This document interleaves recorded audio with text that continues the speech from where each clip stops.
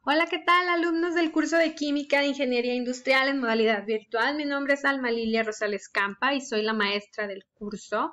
Vamos a iniciar con este apartado de prácticas de laboratorio, para el cual ya deben haber descargado e instalado el programa de un laboratorio virtual llamado BLabQ. Una vez que ya lo tienen instalado en su computadora, lo pueden anclar al menú de inicio para tenerlo aquí más a la mano. Y entonces ya nada más le damos un clic para abrirlo. La primera pantalla que nos muestra este laboratorio virtual es la mesa de trabajo, que es toda esta parte, y el diseño de la práctica que van a ver en esta parte de aquí. Aquí les va a presentar el marco teórico de la práctica, aquí el procedimiento de la práctica, aquí los resultados y bueno, les da la opción de imprimir cada apartado de la práctica, no lo imprime todo junto. Bueno, para abrir una práctica hay dos formas. Primero se van al archivo, al menú archivo y le dan en iniciar práctica. Y aquí van a encontrar las prácticas demostrativas que vamos a utilizar en este curso. También se puede hacer directamente desde este icono, que es el mismo de iniciar práctica. La primera práctica que vamos a realizar es la de la conservación de la materia. La seleccionamos y le damos a abrir. Entonces nos vamos al menú de la práctica.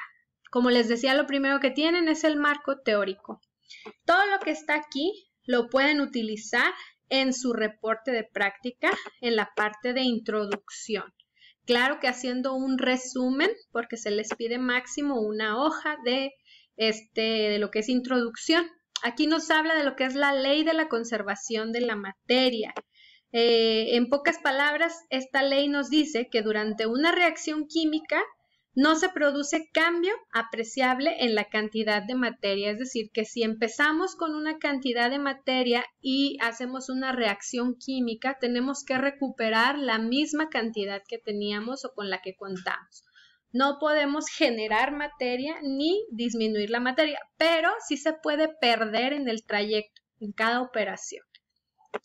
Y la ley de la conservación de la energía, que en pocas palabras nos dice que la energía no se crea ni se destruye, solo se transforma. Y estas son dos de las leyes principales que se cumplen dentro de las reacciones químicas. Aquí les explica pues ya a grandes rasgos qué es lo que ocurre, por ejemplo, si queman una muestra de magnesio, cómo se combina con el oxígeno del aire para formar óxido de magnesio, cómo es, y bueno, que esta reacción desprende gran cantidad de luz y calor, y que si pesamos los productos vamos a tener que tiene que pesar lo mismo que pesaba el trozo original de magnesio. Es decir, si quemamos una cinta de magnesio de 2 gramos, tenemos que recuperar 2 gramos de magnesio. Esto es lo que nos dice la conservación de la materia, pero vamos a hacerlo a través de un producto químico, de un compuesto químico. Entonces vamos primero que nada a poner en un vaso de precipitados que podemos obtener desde el menú de equipo. Buscamos lo que es un vaso de precipitados de 250 o también lo podemos obtener directamente de aquí. Aquí está ya mi vaso. Ahora, ¿cómo le voy a agregar el reactivo? El reactivo lo podemos agregar seleccionando el vaso y se van al menú de reactivos y seleccionan reactivo. Y aquí les aparece la lista de reactivos que pueden utilizar en esta práctica. También pueden hacerlo dando clic derecho sobre el vaso y les aparece un menú flotante. Seleccionan agregar reactivo y ya lo tienen. Entonces aquí nos pide que agreguemos limaduras de cobre y vamos a agregar 2 gramos de limaduras de cobre.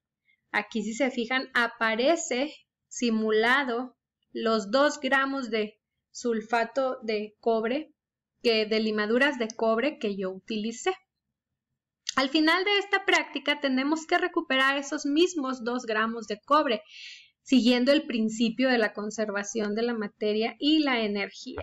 Entonces, ¿dónde viene lo que vamos a hacer? En este apartado que es el procedimiento. Yo ya hice el primer paso, El siguiente me pide que agregue 85 mililitros, igual le doy clic derecho, agregar reactivo y voy a seleccionar ácido nítrico 1 molar para agregar 85 mililitros. Aquí observaron que se desprendió calor y se disolvió el cobre que yo tenía en el vaso en ese ácido nítrico, lo disolvió por completo. Como siguiente paso me pide que le agregue a este vaso ahora hidróxido de sodio, damos clic derecho, agregar reactivo, ahora vamos a seleccionar hidróxido de sodio 1 molar y vamos a agregar 64 mililitros. Si se fijan ahora hubo una reacción de precipitación, se formó un sólido que es insoluble, por eso se llama precipitado, porque es un sólido que cae al fondo del vaso. Este precipitado es este compuesto que es hidróxido de cobre y es insoluble. Bueno, ahora nos pide que obtengamos un matraz que podemos obtener de aquí directamente o del menú de equipo. Vamos a obtenerlo de aquí. Nos pide que a este matraz le acoplemos un embudo de Büchner dando un clic derecho, seleccionamos embudo de Büchner. Esto es para realizar una filtración a vacío, es decir, esto en realidad iría conectado a una bomba de vacío que va a extraer el aire y va a hacer que se filtre todo lo que pongamos dentro de este embudo. Y nos pide que transfiramos lo que tenemos en este vaso de precipitados mediante un proceso de transferir o decantar, donde nuestro icono toma forma de un vasito inclinado y lo colocamos dentro del embudo. Lo volvemos a seleccionar, aquí también está este mismo procedimiento de transferir.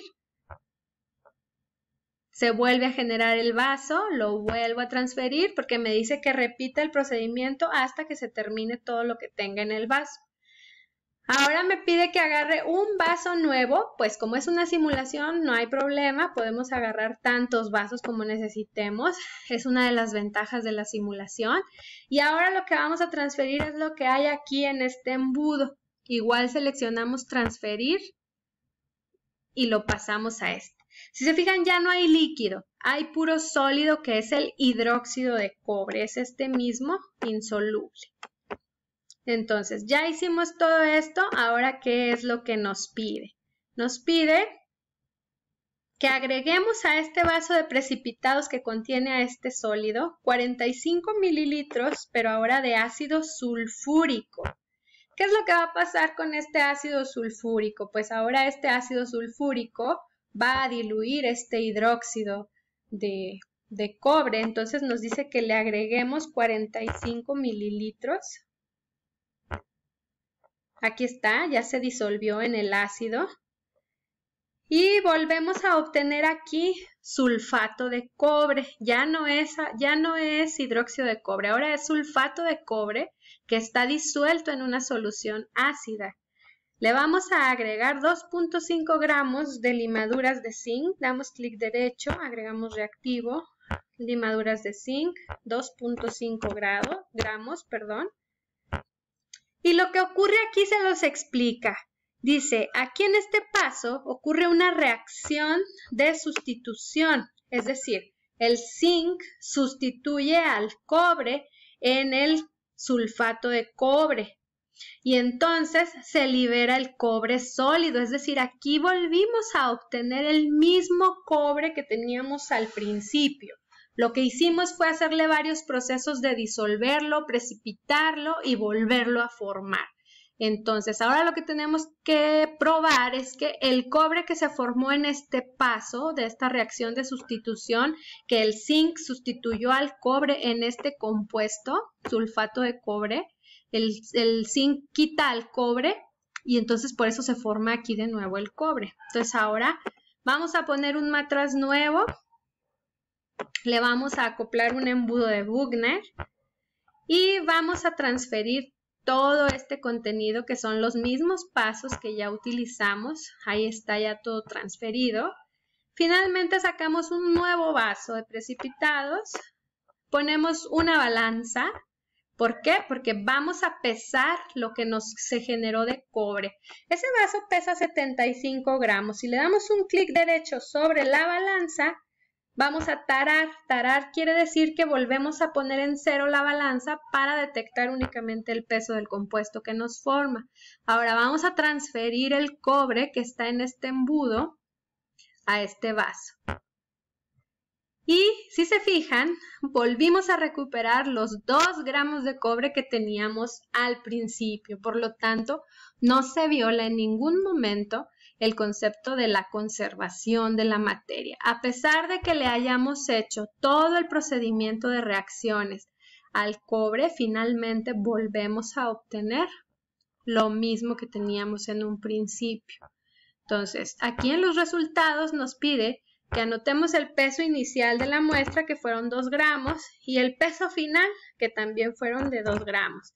Fuimos muy exactos y conservamos muy bien esa materia. Dice, esto demuestra la ley de la conservación. ¿Cómo demuestra este procedimiento? La conservación de la materia. Bueno, aquí ustedes van a tener que pensar un poquito qué fue lo que hicimos, cómo se fue transformando y cómo al final obtuvimos lo mismo para poder responder esta pregunta. Esta parte donde dice escriba todas las reacciones llevadas a cabo en este experimento se los voy a explicar más ampliamente en otro video. Muchas gracias por su atención.